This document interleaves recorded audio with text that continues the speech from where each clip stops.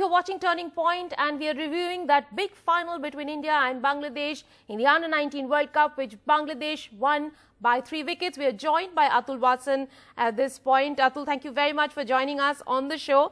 I'm sorry that I had to pull you out of a marriage party, but let's discuss a little bit of cricket. Tell us what really led India to lose this game.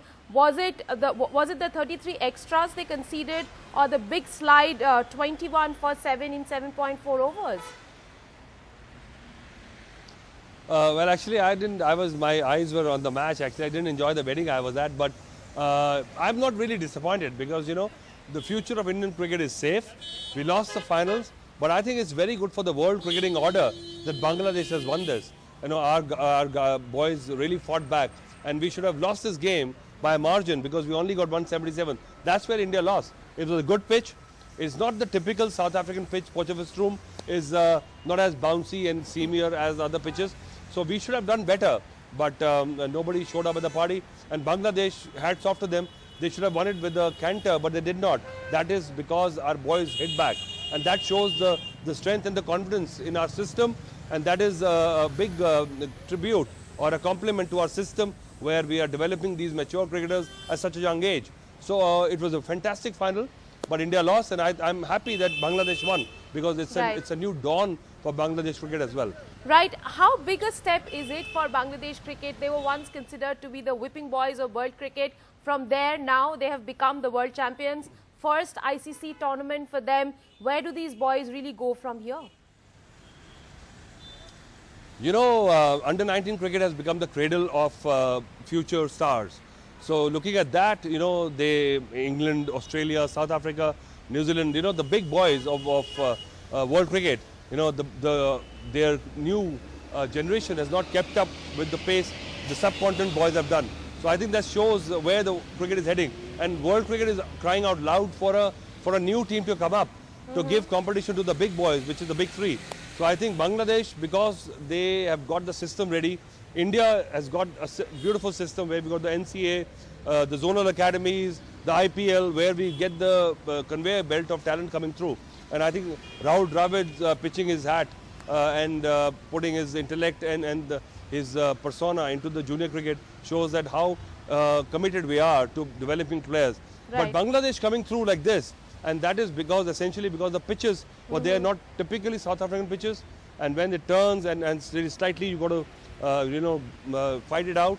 That shows that the temperament of subcontinent boys is coming through. Atul, you've had your eyes on the tournament. During this tournament, we've seen some fantastic performances by the Bangladeshi players. That 100 by Mahmudul Joy in the semi-final, and now Shafirul Islam, who's been one of the standout fast bowlers in the tournament. Which of these boys do you think will leap into the big boys cricket very soon? That is the Bangladesh national team. I think the trick is not to actually pitchfork them too soon, because some countries have done that, and we've lost few players because we thought they were ready, they were not. So the thing is that you identified talent now. They got to go back in the system and do their hard yards in the domestic cricket, and then you make them come through. But I tell you what, I don't want to name individual players, Bishnoi and Tyagi from India and Jaiswal from India. I mean, they are future stars for sure, and they are financially secure for life because of the IPL. I wish the same could happen for other players as well. It is not, but Indian cricket is in safe hand. I can see that in spite of us losing this final. It's interesting that you mentioned about IPL at this point. Atul, do you think it is a good idea for these future stars now to ply their trade in IPL, because they have performed very well at the under-19 level? You also mentioned that they should do hard yards in domestic cricket. Where does really IPL fit into their plans? Because we do know that all that the franchise are interested in is performance and not really looking after these kids and grooming them. Yeah, very good point you've made, because it's like a business for them. They're corporates. They will just chew you and throw you out if you don't perform. But I don't want that. So that's why I wanted the under-19 cricketers who've got an IPL contract, their money should go in a trust.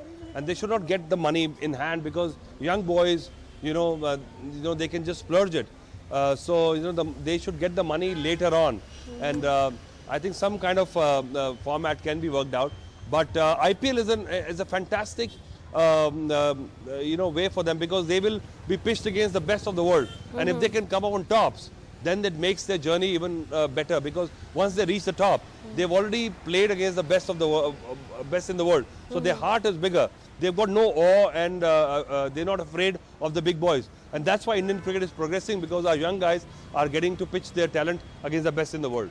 Right, couple of last questions. Atul, what was the high point for you in this tournament?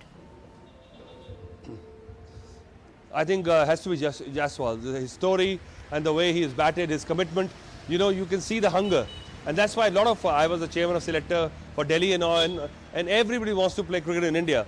And I feel that whenever I see a rich kid coming off a Mercedes trying to play cricket, I can see that he's not going to make it, because when the push comes to shove, he's just going to give up.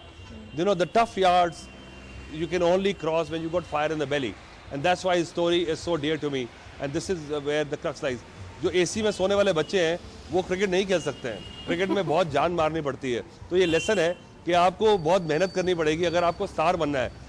तो इसीलिए मैं कहता हूँ कि the talent will come from the boondocks, not from the big cities. Right. Atul, one final question. We've spoken about the temperament of these under-19 boys, about the Indians, and we also saw how Bangladesh held on till the end and with dogged determination. What does it really tell about the future of world cricket? These players who will now be put into the pool of big boys, and when they come into the pool, how does world cricket transform from their temperament? I tell you, it's a golden day for world cricket. In spite of us on the losing side, I'm still okay with that, because the world cricket wants a new country to come up, because it's only Australia, India, England, or maybe South Africa fighting it out, for the big trophy. The West Indies is falling by the wayside. Pakistan is struggling. Zimbabwe, we don't want to talk about. Kenya. The other countries, wherever world cricket invested money, is going down the drain. World cricket needs more countries to come in, and Bangladesh have always been the bridesmaid. But I think this is going to be as big for Bangladesh as 1983 was for India. So I think congratulations to all the Bangladesh cricket fans, because it's a big day for them. And commiserations to the Indian cricketers and Indian cricket fans. Thank you very much, Atul, for joining us on that show.